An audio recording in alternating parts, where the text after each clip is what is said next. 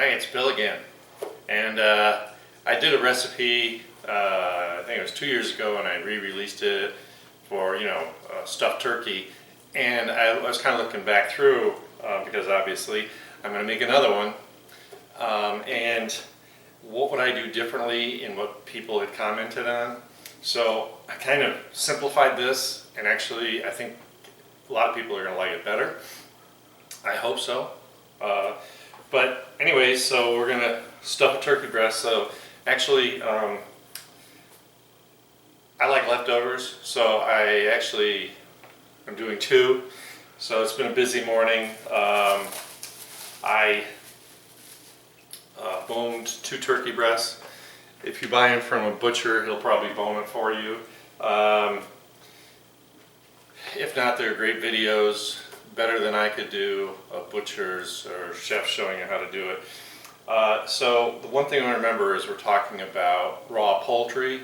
So I got a sink of hot soapy water. I have towels that I only use at turkey time. Use them and they go in the washing machine because we don't want to cross-contaminate. And you'll see that I'm going to clean my hands a whole bunch of times. One of the things is kind of, wet hands are dangerous with sharp knives. So like when I was boning these breasts out, you really got to take your time, be careful. That's why I said I'm not going to, I could do a video if you really want me to, but I'm kind of, cautious. These guys are like, this is how you do it. You'll get the general idea, okay? So you're going to find real quick that it varies from store to store, like what brand. Believe it or not, the store brand in this case is actually better than the big brand name. So, because I've done this so many times, and you're going to find that when you get it all opened up, it's kind of a little bit of a mess. You can actually, if you want, you can kind of get it open up a little bit further. It naturally occurs that way, so you've got a pretty good surface area. Okay, so what do we need to do next? I want to pat it dry. Just make sure, and sometimes you lose little pieces from when you were cutting it up. It's fine.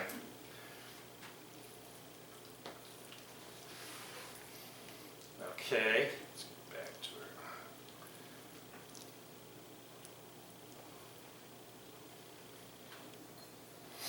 it. And so I've got I got a mixture here of a couple cloves of garlic, some Dijon mustard, and a little olive oil just to stretch it. This is just to keep it kind of moist on the inside, and you don't have to be real exact. I use a spoon so I can use the back of the spoon to spread it. I used to use my hands, and I'm like, it really turns out to be a big mess. So let's just do it this way.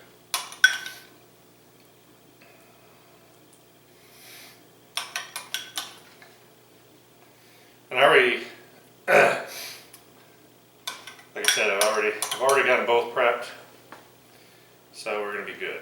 And this is just it's all about keeping it moist and flavorful.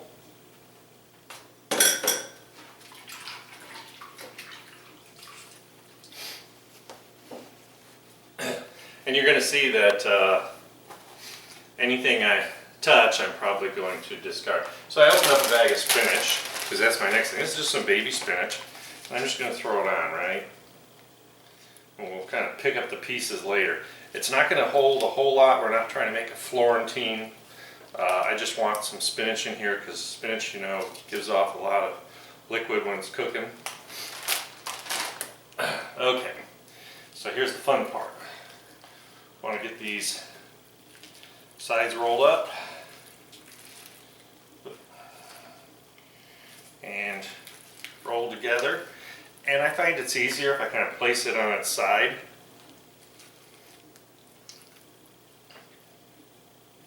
And yes, I'm going to make a total mess. I know that.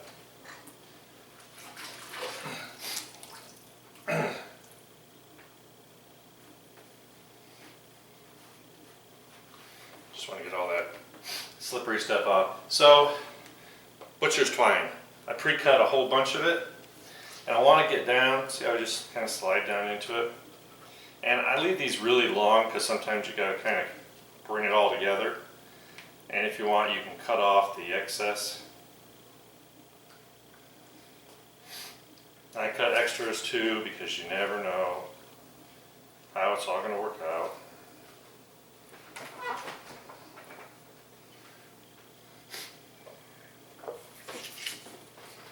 And you can usually get away with 4 or 5 depending on. I'm going to put definitely one more down on this end to kind of hold the end together.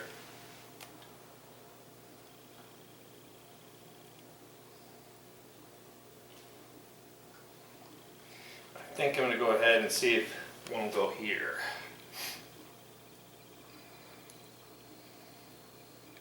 Because otherwise, when it's cooking, it's going to make a mess, right?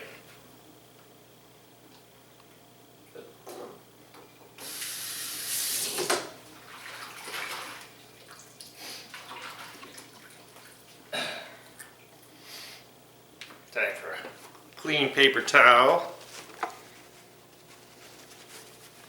And I've got the other breast here that I'd already done. So now what do we do? All right, let me show you. I'm gonna move this aside.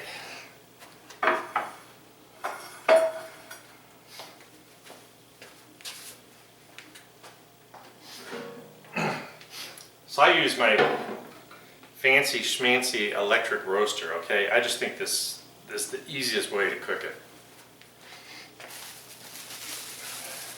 So onto my favorite market.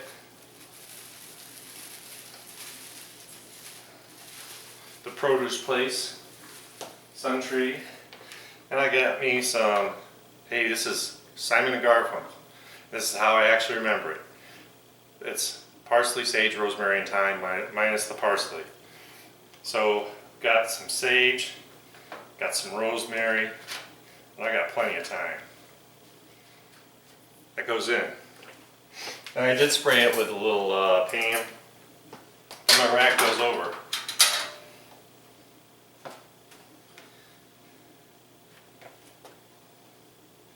And I think it's easier to pick this up by the string.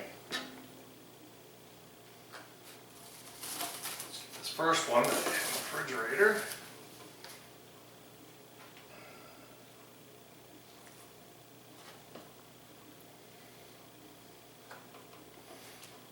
Okay, making a mess here, but it's a big dinner, right? And I do want it to brown a little bit, so I just melted a little bit of butter here, quarter cup, and I just want any exposed skin, I just want to drizzle a little on. Plus it's going to add some flavor, right?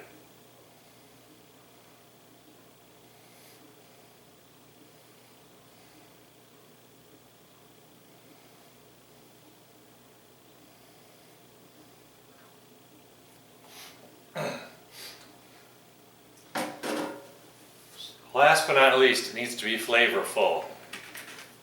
Now, I guarantee you, if you read the package, any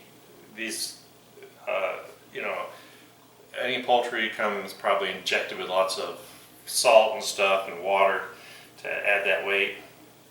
So I don't want to go crazy, but as long as I got this butter on here, I just want to get some salt to stick to it. That was literally a pinch, right? That's like 1/8 of a teaspoon. Then I got my black pepper, right? Same thing. Use a little more black pepper because guess what? The juice in the bottom is going to make the gravy.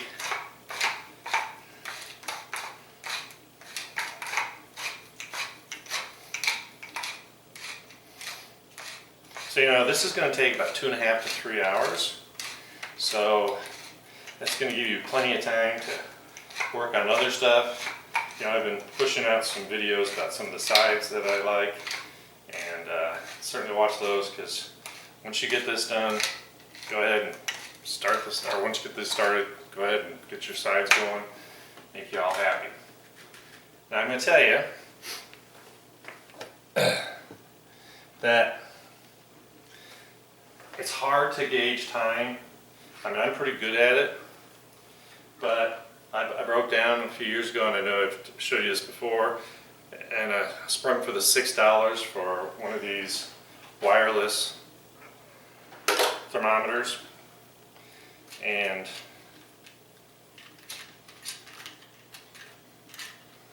by the way, if I didn't say it, $3.75. So we just want to take the probe, and we're going to go kind of lengthwise into the meatiest part. It's pretty sharp, so it goes pretty quick and easy.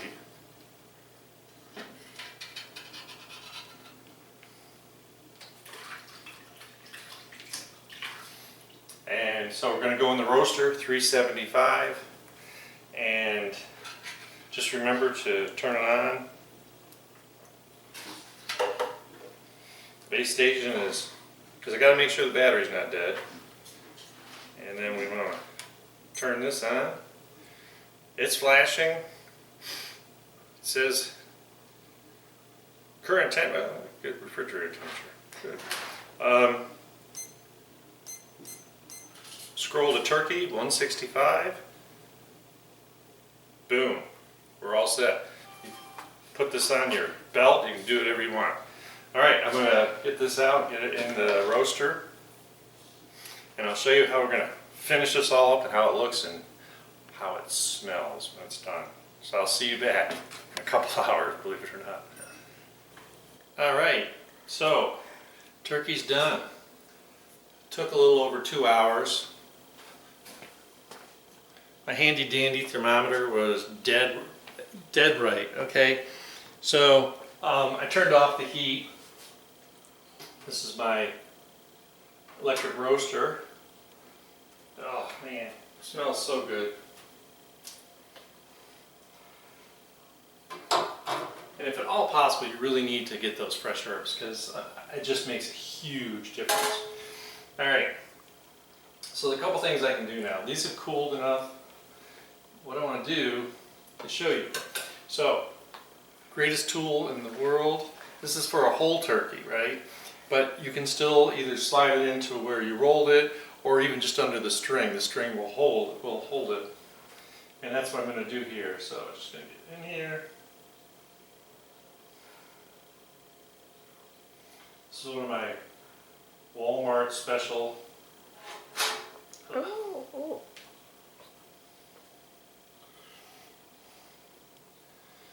And honestly, I'm going to invent smell-o-vision. And then all we're going to do is I'm going to cut these off while they're still nice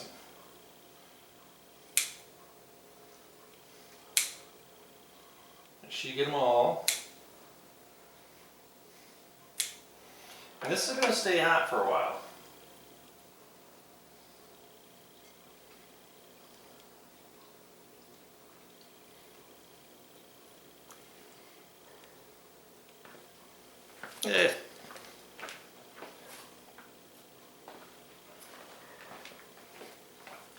So the one thing I've learned about when I stuff turkey breasts like this, and it's pretty darn hot, but I think I can still show you. It's got a nice skin coating on it, and it's definitely done.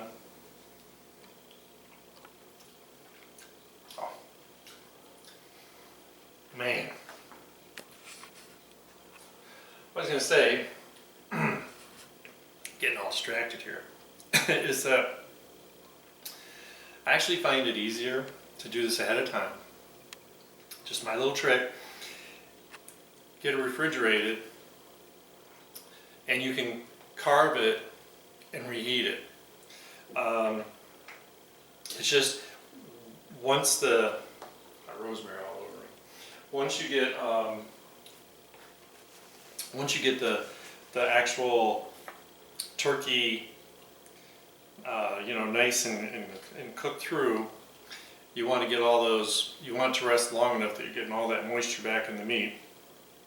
Because that's why I used to hate white meat at Thanksgiving because everyone I know tends to overcook them.